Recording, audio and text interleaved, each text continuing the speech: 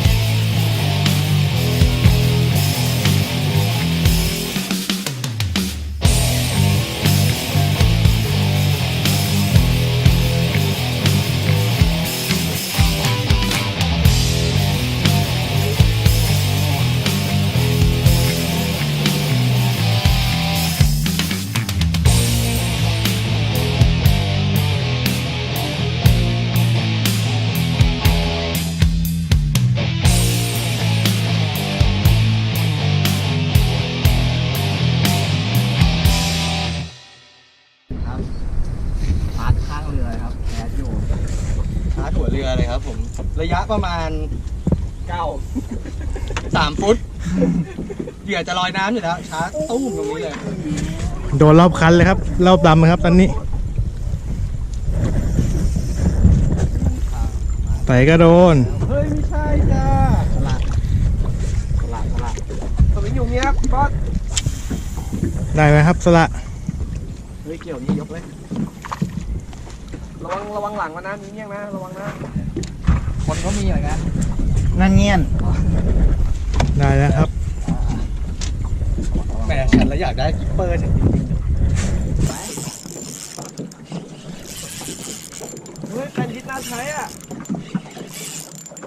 เบ็ดชอบง้างนะตัวเนี้ยมาจากพี่บอสอ่ะก็วางยาไว้หมดแล้วทุกตัวมาแล้วเราขึ้นไงอ่ะเกี่ยว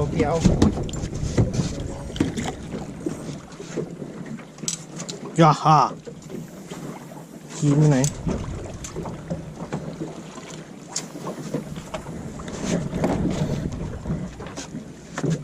ต้องถ่ายรูปป่ะฮะ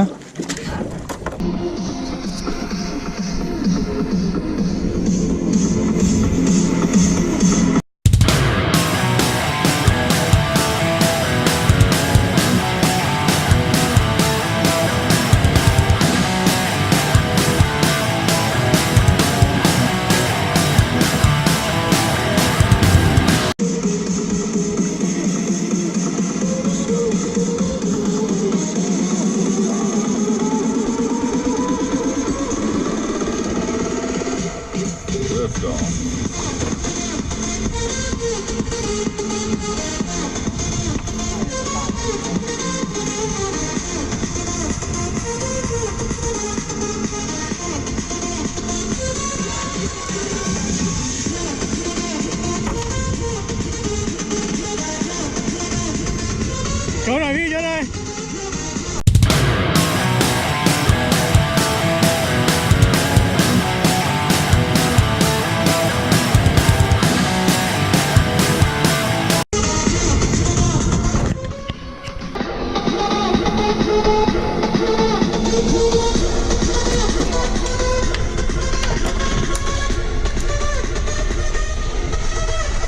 มีปังยาวตีน้องเหม็นมีสีน้ำตื้นมาแล้วครับเอโตพอกูนะถ้าให้แทงคอกับแทงไข่ให้มันแทงอะไรแข่งคอ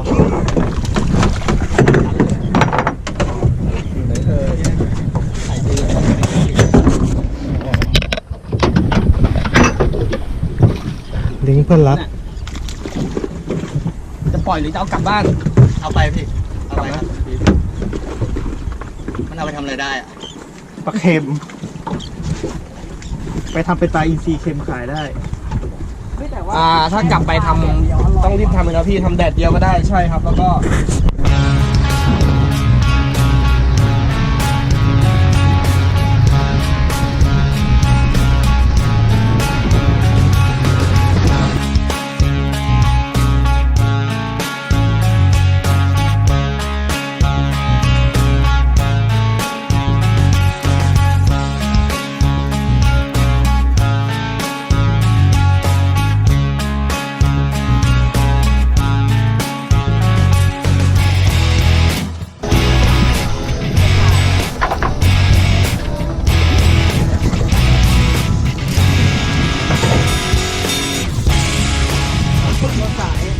มาแล้วนะครับ แต่แคสแต่บอลแคสเลยมีครั้งแคสเลย สีว่ะ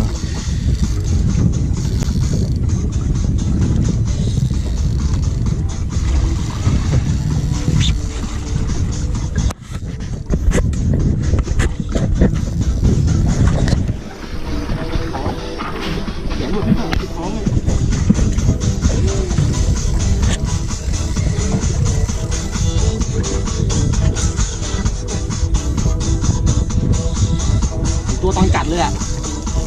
ปุ๊บขึ้นมาเลยอ่ะไหวเปล่าตรงนี้เดียวปึ๊บโอ้ย เยเตอร์นะให้ด้วยนะรัด มาเว้ยอินซี่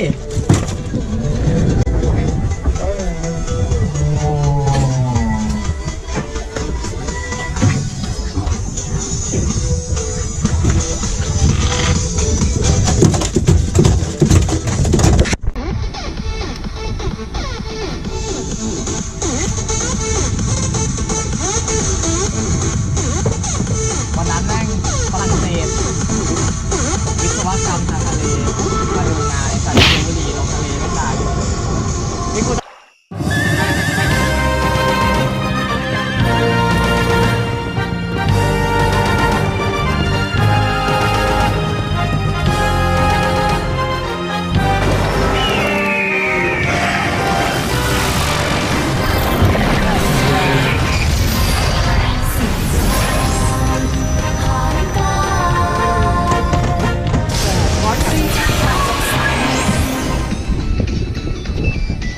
บอสโดนแล้วครับ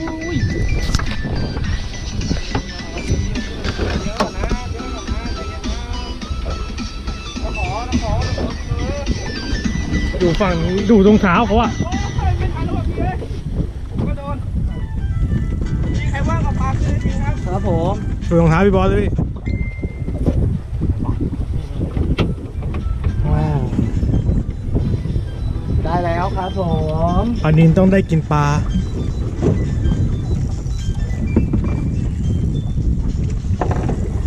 ปลาอะไรสีไหมสีสวยงามผมไม่สี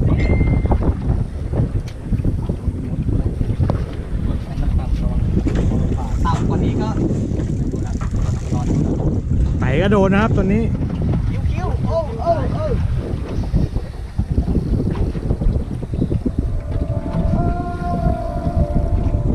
สายสุดว่ะอุ้ยเย้ตามตัวเว้ยครับ ต่อครับข้าวมา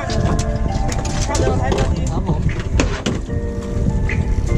ยอมครับบอส เดี๋ยวตัวเป็น ไต่ก็โดนนะครับ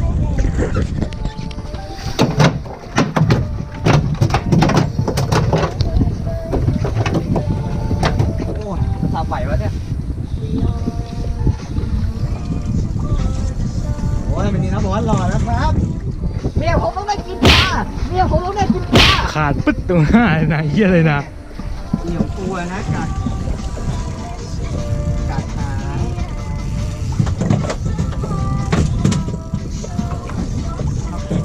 ตัวใหญ่ๆเลย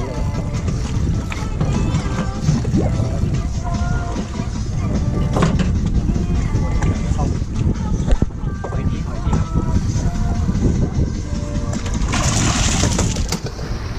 อ๋อ วันนี้น้องหลายตัวเลยเจอแคสด้วยอ่ะยังพูดทำพิษดีกว่ายังคอ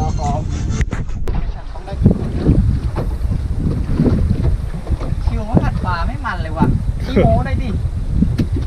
ไม่มีเสียงกลัวมันหลุดเลยไม่มีแรงสู้เลยเนี่ยไม่มีเสียงแกรกไม่มีแบบตื่นเต้นเลยเสียงควีดอย่างเงี้ยดูตัวมันนี่นิดเดียวน่ะปลาอะไรวะ อะไรครับ ทอดแอดทอดได้ลิ้นแตกครับธีรพล ย้ายขาดย้ายขาดขาดเดี๋ยวก่อนเดี๋ยวก่อน อันนี้อ่ะ เดี๋ยวผมยังไม่เอาคุณเอาเลย เดี๋ยวผมจะสับปลาให้เพื่อนคุณตกเอาเต็มสายขึ้นต่อขาดอยู่ที่อาคารไม่ได้ใส่สลิงขาด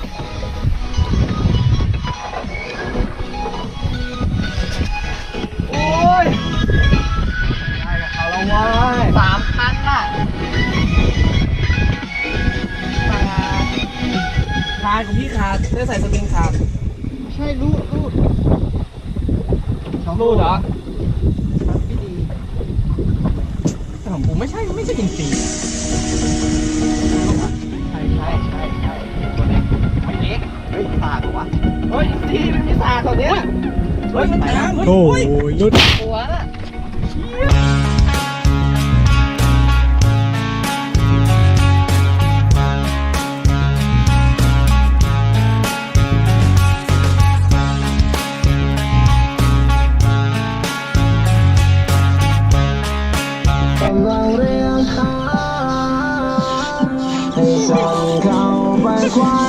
ติดนกครับผม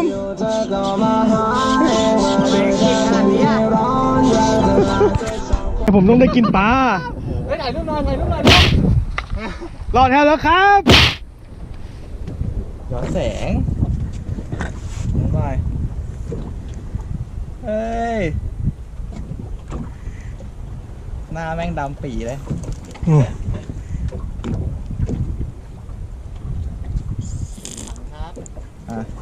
ปล่อยหน่อย ปล่อยเองสิทำคลิปปล่อยเปล่า ไม่เอาอ่ะ เชี่ยไซส์นี้เสาผ่านเลยอะ ตามท่าครีมไหนวะเนี่ย ปล่อยนะครับ แม่เดี๋ยวผมซื้อปลาให้กินนะครับ